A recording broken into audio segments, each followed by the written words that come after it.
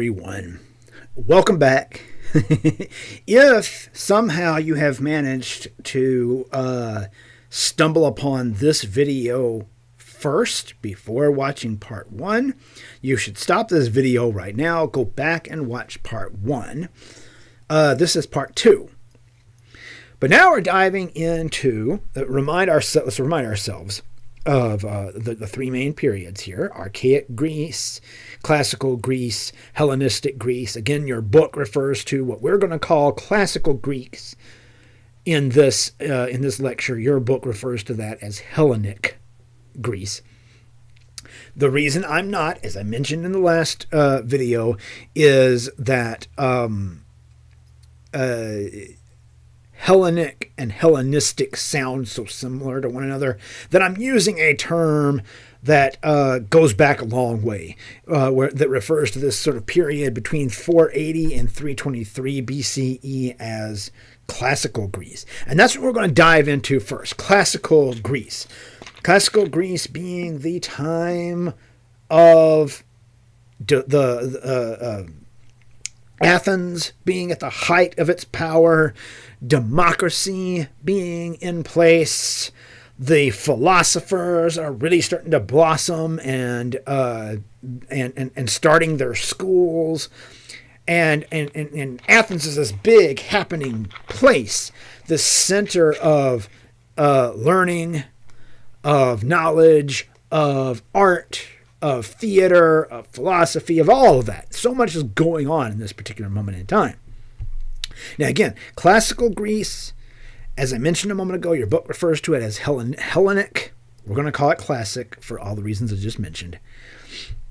And during the classical period of Greece, Greece reached the height of its success economically and culturally, and they viewed humankind as the highest creation of nature. Now, I mentioned that a little bit in Archaic Greece, and it certainly seems like that was part of the culture there, but it reaches its height in Classical Greece.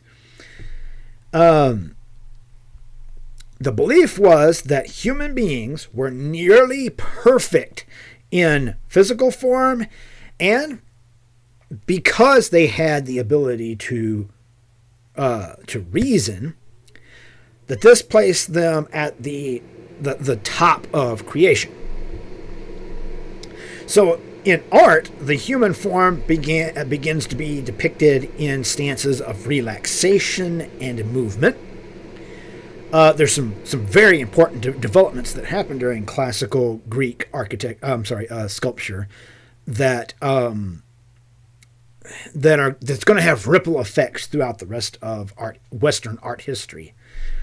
And bodies took on the beginnings of the Greek physical ideal, which is athletic, muscular, right? Like, look at this guy that's happening here. If I move my video again, right? That is the Greek ideal, right? A body of a human that is nearly godlike. That's the Greek ideal.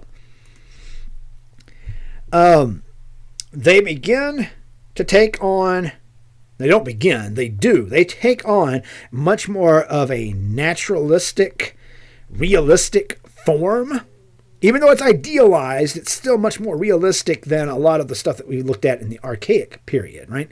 There's a real focus on getting the body to look like flesh and blood. And not unlike the temples of the time, there were these mathematical proportions that Greeks applied to the human body that, again, were considered ideal and perfect, right? They did things like the math sort of broke down a human male as they used the head as the measurement, and a human male body should be about 8 heads tall. They said that, I'm using my video up here, so I'm kind of looking in the corner. They said that the ideal proportions then would also have one head's length from chin to top of the head, from the center of the chest out here to the shoulder, right? That space right there should be one head. They had a certain number of heads for the length of the arm, a certain number of heads from the shoulder to the hips, and right there was all these really hard line mathematical proportions that they applied to the human body. For the male sculptures are usually nude. They're usually fit, healthy, young, athletic. Their muscles and their shape are very distinctly defined. It looks a lot like muscle underneath skin. Women are either partially robed or sometimes, especially toward the end of the classical era, completely nude, a departure from the archaic period. They have round abdomens, full hips, full legs. The Greeks seem to like their ladies a little plump. And this is something I would write down if I were in your shoes. The contrapposto stance. A stance that's developed in classical Greece for sculpture that is a more relaxed pose. Contrapposto means counterpose. Right? Well, I'll talk about it much more in depth when we actually look at some of the sculpture. But it gives the body a certain S curve and looks more relaxed than anything we saw in archaic Greece. Certainly more relaxed than anything that we saw in Egyptian sculpture. All right, so let's look at the sculpture of classical Greece. This piece, this Chrysios boy, falls right at the cusp of archaic moving into classical Greece. And as such, it still has the stance and everything from the kouros of archaic Greece. But the muscles, as you can see, are rendered in a very naturalistic style. This is early classical. The skin looks pliable. Like I say, the way I sort of refer to it is that the skin looks like you could reach out and pinch it and that it would give way to your pinch. But again, this is stone. This is marble, right? If you actually touch this, it's going to feel hard and cold to the touch. It's not going to feel pliable like skin actually would. And it seems like it's stretched over an underlying anatomy, right? There's the indication of a rib cage underneath. There's indications of the musculature, the anatomy that's underneath. Look at the collarbones, right? The study of all those things. Again, he's young, he's athletic, he's nude. This is all the classical style building upon the archaic style. And this is some early use of contrapposto, though it's not quite there yet. But what you will notice is that the hips, right, the shoulders are perfectly horizontal, but the hips aren't quite. They're at a slight angle from the shoulders. That's not something we saw in archaic Greece at all. And it's going to be developed even further as we go. This is a really great example of classic Greek sculpture. This particular one is actually a bronze. This isn't stone that was carved. This would have been a mold into which bronze was poured and then was made into this. It is either Poseidon or Zeus. It all depends on what he was carrying in that right hand. If he had a thunderbolt, or a bolt of lightning about to throw it, then Zeus. If he had a trident in that hand that was about to throw it, then Poseidon. You're going to see in other pieces that we're going to get to that a lot of what we're going to look at are Roman copies of Greek statues. And that's because in many cases, the Greek statues, the originals, are gone. But when the ancient Romans came along, they really dug what the Greeks were all about, and so they made copies of a lot of their stuff. This, fortunately, is an original. This bronze has survived from the time period. This pose is asymmetrical. The arms are going out in different directions. The body is just starting to twist a slight bit, not much, but it's ever so slightly counterposed to the legs and the arms, and right. This is a dynamic pose, though it's still very rooted to the ground and very monolithic in that way. There's clear strain in the muscles. The muscles are very clearly defined under the skin, again, the way that they were in the last piece that we just looked at. Interestingly, they actually played around a little bit with the proportions. The proportions aren't perfect on this one. If he were to put those arms down, they'd be hanging way too low for the perfect proportions that the classical Greek sculptors adhered to. So whoever made this one seemed to take a little bit of artistic license with those arms. This is what a god should look like, right? Which may be why the may also be why there was the difference in the arms, right? Taking a little bit of license in that arm, right? But there's an idealism, right? There's supposed to be this perfection of the human form. Now, this piece is the one we were looking at in that earlier slide, the spear bearer. And we know the name of this sculptor. His name was Polycleides. This, as you can see down there, however, is a Roman copy. This was one that was made by the ancient Romans later. The original, sadly, is gone. Polycleides, we know his name. We don't know all of the sculptors of this period, but Polycleides is one that we do know. And this piece right here is a young athlete. There would have been in his hand a spear that would have gone over his shoulder. It's no longer there, of course.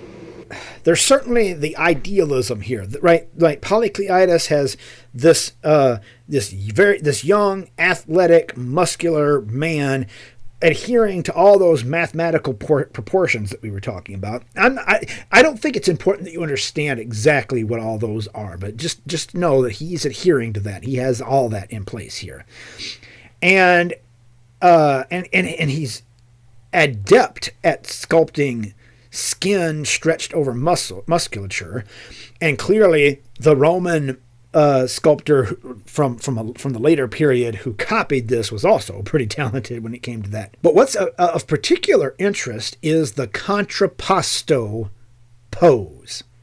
All right, so what is the contrapposto pose? The contrapposto pose is this much more relaxed pose, which it irritates me that my icons won't go way down here at the bottom of the screen. Note that all of the spear bearer's weight has been put onto one foot. The other foot has been lifted slightly and is relaxed, which then creates a counter pose. Contrapposto means counter pose. It translates to counter pose. And that's because the shoulders and the hips are off axis from one another, right? And that's just the natural way that we stand, right? It is exceedingly rare that we stand the way those sculptures in the archaic Greek period did, or the way that the Egyptian sculptures did, right? If you're standing in one place for much of a length of time, say you're just standing in the hallway having a conversation with someone, you're not going to stand with both of your feet firmly planted on the ground, perfectly upright, right? Right, we take our weight off of one foot, we put it on the other, which takes our hips and our shoulders off axis from one another. And it's how we relax ourselves. And when that foot kind of gets tired of holding the weight, we sort of shift again to the other foot. Right? This is ancient Greek sculptors trying to capture that. and to then create something much more dynamic than those very stiff poses of the archaic period. Now, the Romans are going to love this pose and they're going to adopt it. Then it's going to go away for a while. And then we're going to see it come back in the Renaissance. And it's why I say that the classical Greek sculptors made some innovations, this being one of the foremost, that would have echoes and ripples throughout the rest of Western art history. This is Praxiteles is the name of this the sculptor who would have made the original. This is a Roman copy of the original again. This is Aphrodite of Knidos. And it's probably one of the most popular statues from Greek antiquity. That traditional archaic Greek tradition of having a female figure really sort of inhabiting a rectangle, that's gone, right? She does not have both feet firmly planted on the ground together. She is in that contrapposto pose, right? Her weight is on her right foot. Her left foot has been relaxed, and that has taken her hips and her shoulders off axis from one another, counterposing her shoulders and hips. So she's in a much more relaxed stance.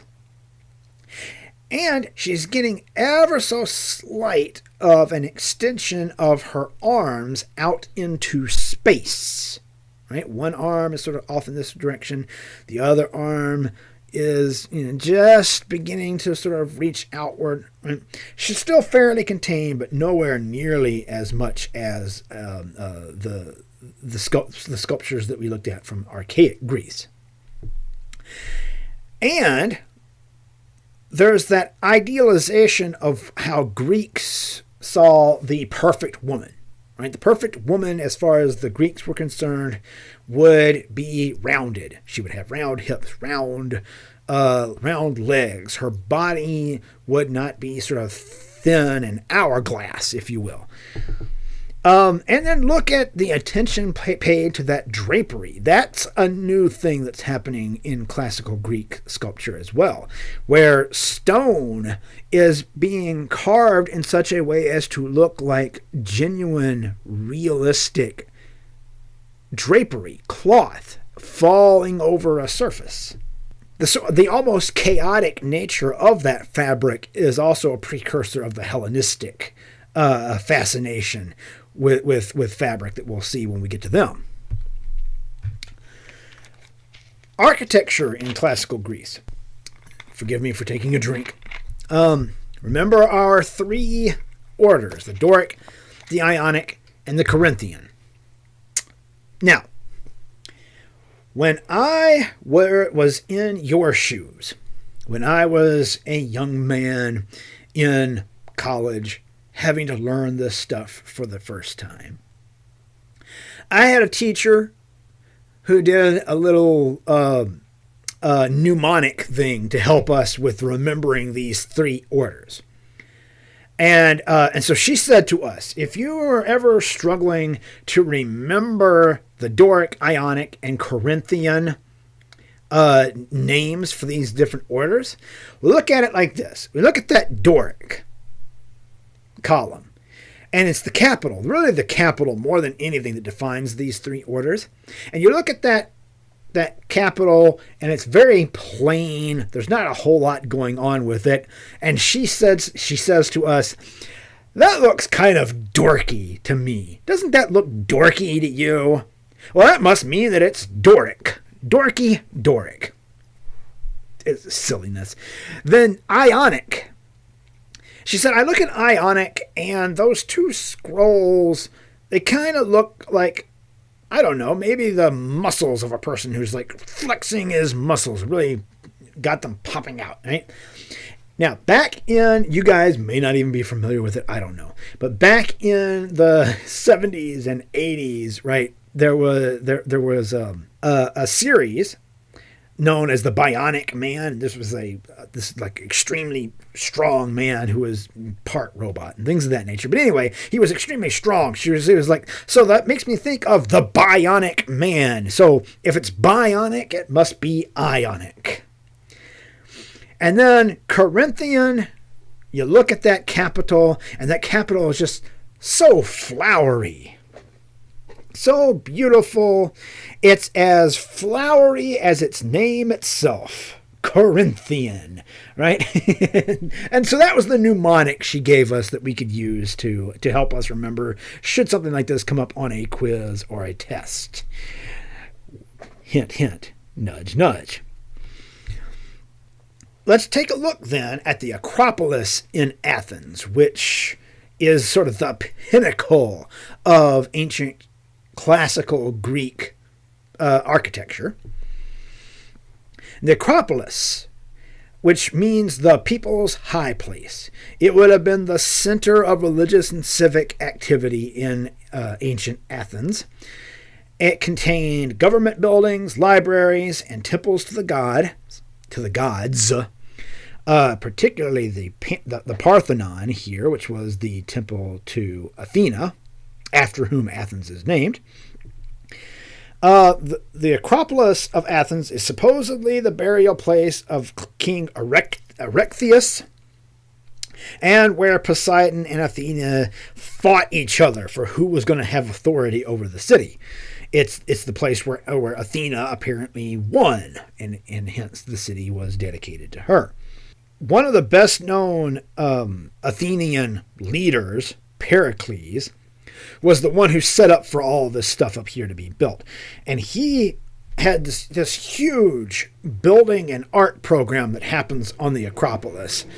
Right? It's not as if this high place didn't exist before Pericles, but Pericles built all that stuff that's still there to this day. It's in ruins, sadly. A lot of it's just falling apart. But he had the Parthenon built, the Erechtheion built. Where's the temple to Athena and Nike? Down here. He had down below the Acropolis was the theater of where the plays that you're going to be hearing about from Professor McIntosh next week would have been performed. He's the one responsible for all of this. It was the area where many of the greatest sculptors and architects completed and installed their works. Many of the names that we know of the ancient Greek architects and sculptors, we know because they were involved in this big, huge, gigantic project. And the Parthenon is sort of the crowning achievement of the whole thing. Although, as you can see, it's a Doric temple. It's still hanging on to some of the archaic Greek elements in architecture. A lot of money was used in creating this structure, and it proclaimed Athenian power and control. It was meant to symbolize everything that the Athenians believed themselves to be. Inside of it, there would have been this massive gold and ivory statue of Athena that is sadly lost.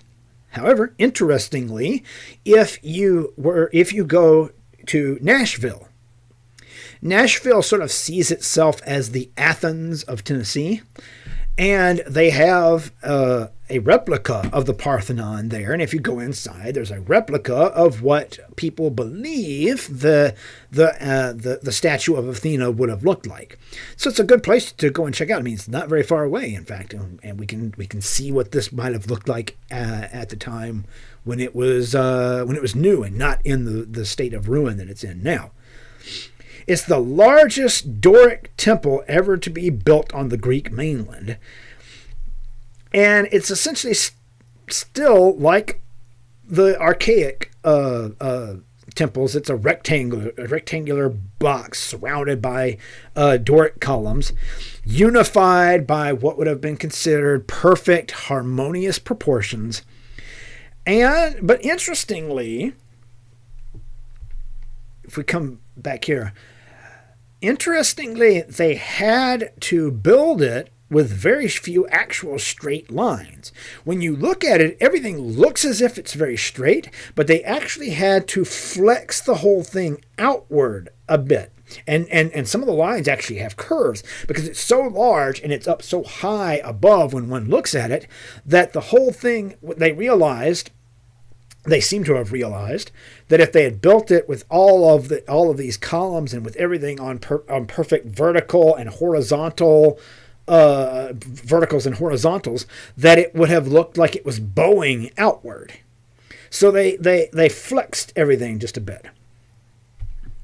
Right, on the outside of it, along here, between the metapiece and inside the pediment, there were tons and tons of relief sculptures.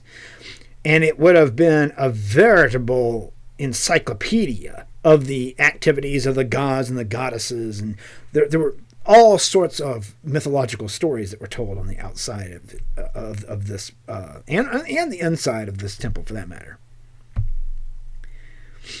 All right, and so here's how it would have looked. This is a cross-section of an artist's rendition of what the Parthenon would have looked like in its heyday. Right? So the interior of it is contained within a rectangular structure.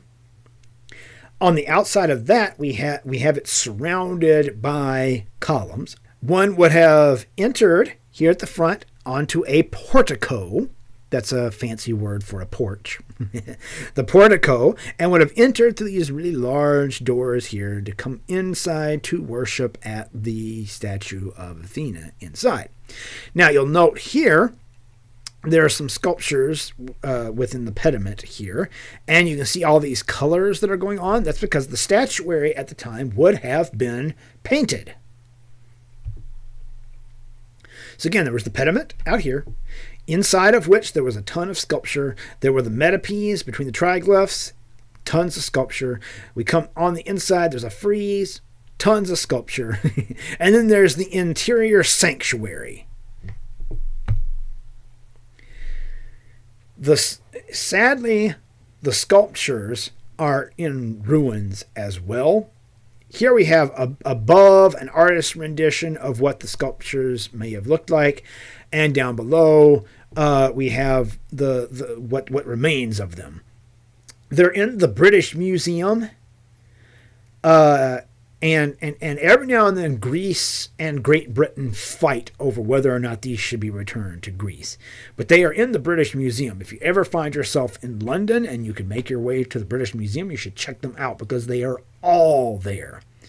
So this would have been in the pediment here, the story of Athena and Poseidon's battle for who would be the one for whom the city would be dedicated, or to whom the city would be dedicated. Then again, the metapies, which are in what we would refer to as high relief sculpture, which just means that the sculpture is attached to something. It's attached to a backing, but it's raised much more from that surface. There are these sculptures here that would have had that had, like, why is my laser pointer not wanting to work? Minotaurs and humans battling. There are all these different mythological scenes. These were on the metapies between the triglyphs. Again, as I mentioned, they've been taken down and are in the British Museum in London. Then on that more interior portion, right? Let me go back. Here on the frieze, right? This portion that's still outside of the main sanctuary, but is behind the outermost section of columns. It had some sculptures as well that told lots of mythological stories, and these are in what's called bas relief. That's not bas relief, it's bas relief, right? This is a relief sculpture. Relief sculpture, again, refers to sculpture that has a backing on it, right? The sculpture is not meant to be walked around and seen on all sides. That's called sculpture in the round. When a sculpture is not meant to be seen from all sides, it's relief sculpture. High relief, which you see here, is when let's say about 2/3 of the sculpture comes outward away from that flat surface, and bas relief has that sculpture still very much attached and very close to that flat surface. Think like the images of people on coins, right? That's bas relief. And these sculptures were bas relief sculptures, and again would have told various mythological stories. Then Hellenistic Greece. This is the stuff I love. I love the Hellenistic Greeks. We're not going to touch on quite as much of their work, just because this lecture could go on and on forever if I did. But the Hellenistic Greeks, I dig their attitude, man. I dig what they did with their work. Hellenistic Greece. It's the final historic period of ancient Greece, and is referred to as Hellenistic because it was the really widespread expansion of Greek culture. If you read in the book or any sort of history lessons about Alexander the Great, he expanded the Greek Empire all the way out into like India. So Greek culture really, really spread during this time.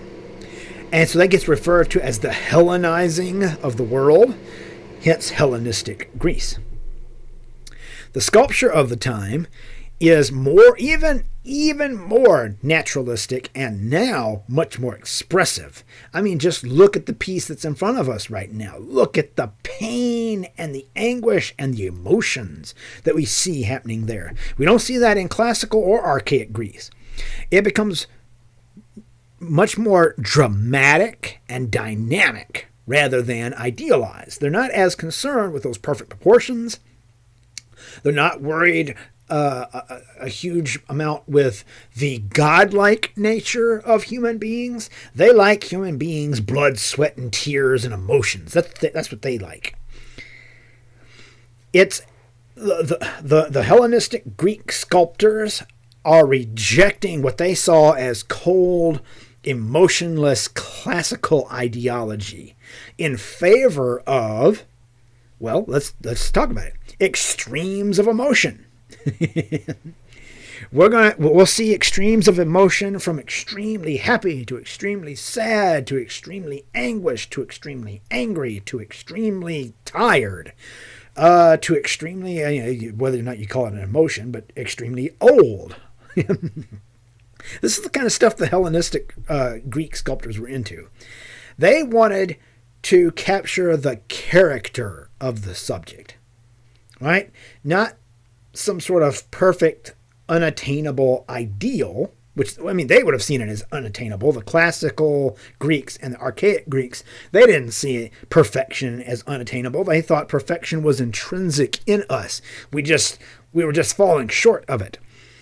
The Hellenistic Greek sculptors, and I'm talking about the artists now, all right? I'm not necessarily talking about Greek government. Art of this time period is very interested in individuals and not some sort of overarching ideal that we should all attain. They're much more interested in looking at each individual and seeing, like, what is the character of that particular person and how do I express it in sculpture. So some common themes are things like old age. I don't think I included any of that in this lecture, but there's some really great sculptures of old people, and you just didn't see that in classical Greece, right, where everybody was young and athletic and beautiful. And people who are asleep, which again I didn't include any images of that, which is why I don't have it in red. Suffering. We are going to see some suffering. You're already seeing it right there on the screen. And they like the idea that ordinary, everyday people can be depicted in art, which is not something the classical Greeks would have thought. The classical Greeks were very much about gods, kings, athletes, people of prominence, right? The Hellenistic Greek sculptors have no problem taking on someone who's just an ordinary, everyday human being, warts and all. So that sculpture of that should say Hellenistic Greece. Scratch classical. So you have this piece, Melpomene, and this is a Roman copy again of an original by Filiskos. Whew. Man, Greek names are hard to say. I will never ask you the pronunciation of any of these names on a quiz or an exam. One thing that I didn't necessarily talk about in that first slide on Hellenistic sculpture is that the Hellenistic sculptors took on a new obsession with fabric draped over human figures and the possibilities of representing that in stone or metal. They were really, really interested in trying to get that to look like soft, thin material. As you can see happening here, because the drapery has been wrapped super tightly around this young woman. And again, this is very different from what the classical Greeks would have given us, because it's just a young woman, ordinary, everyday young woman who's sitting in thoughtful repose, or standing in thoughtful and leaning in thoughtful repose. However, there's this interesting, and it's very Hellenistic, there's this interesting dichotomy between the serenity of the facial expression, she's very serene and calm, and those more dynamic, almost frenzied folds of the fabric and the wraps of the drapery. And that dichotomy keeps the visuals and maybe even the emotional tension that is characteristic of Hellenistic art right there on display, right? They like that tension, right? Where you put two things that are seemingly opposites and combine them into one piece of artwork. That tension does something to us, right? When I was giving this lecture one semester in the classroom, there was a student who raised his hand and was like, so let me see if I understand. What you're saying is her face looks very calm and serene, and all the fabric wrapped around her body is screaming, "Help me, I'm trapped." And I was like, yes, exactly. That's perfectly describing what's happening here. Right? And it's that dichotomy of those two things that the Hellenistic Greeks really enjoy, and that kind of thing would not have been allowed in classical Greek sculpture because that's too human. That's way too human. Yeah, there we go. Look at that. Look at that calm face. Again, the nose is broken off. And look at the way that the attention that's been paid to how fabric folds over the hand and the arm. And again, that's marble. That's stone that's been carved and polished to look that way. That's an amazing feat, which again, the Romans were fascinated with, hence their copies. And I was wrong. I do have one in here of an old person, the old market woman. She appears to just be an ordinary, everyday woman, right? Like there's no indication that she is anyone of importance. She's just an old woman who is in the marketplace. She would have been, it looks like she's carrying a basket that would have had whatever she was purchasing that day. But she doesn't seem to be a woman of high status necessarily. She doesn't appear to be a god or goddess, right? And that was a theme we saw a lot in Hellenistic Greek sculpture. This is a particularly famous Hellenistic sculpture, Nike of Samothrace, or sometimes it's referred to Nike descending. This piece is, again, it's in ruins. The head, the arms, feet are gone. But this would have been a sculpture of Nike. Nike being the goddess of victory, and that being why the shoes are named after her, right? Nike shoes are named after the goddess Nike, the goddess of victory. Makes sense that athletic shoes would be named after the goddess of victory. And we're fairly certain, this is the original, by the way, this is not a Roman copy, we're fairly certain that it was meant to be attached to the front of a ship. And it demonstrates something that is known, and I would make a note of this if I were in your shoes, as the wet drapery effect. In class, I would pause to let you write that down, but you can pause this video if you need to. The wet drapery effect. This was a Hellenistic Greek, an obsession of Hellenistic Greek sculptors, where they wanted to capture the way that fabric, when it gets wet, sticks to and clings to the body. How do you do that, right? Because you can't have your model wearing wet clothing because it would dry as you're working. So how do you do something like that? And sculpture takes long time to work on. You couldn't keep re-wetting your model. So instead, the sculptors of the time developed this technique where they would take this really filmy material, dip it in a really wet, starchy substance, drape the nude model in that, form it into the ways that they want, and then they would get those folds and the effect that they were looking for. Then they would let it harden and then remove it from the body of the model, and then they could work from observation of that, because the starchiness in it would make that fabric stand up, and they could work from observation of that and create a statue that then looked like a person who was wearing clothing fabric that had gotten wet. The wet drapery effect. I would make a note of it. There will most likely be a quiz question about that very thing. Okay, the wet drapery effect. It's a Hellenistic Greek sculpture innovation. This is a piece called A Gaul Killing Himself and His Wife. And this is the pinnacle of Hellenistic sculpture. The drama, the blood, sweat, and tears. This is the stuff that they're all about. The Gauls were an outside tribe that came in and ravaged the countryside of Greece. And the hair and facial features. Oh, I thought I had a better one of his face, but I guess not. The hair and the facial features of him are very characteristic of Gallic tribesmen of the time.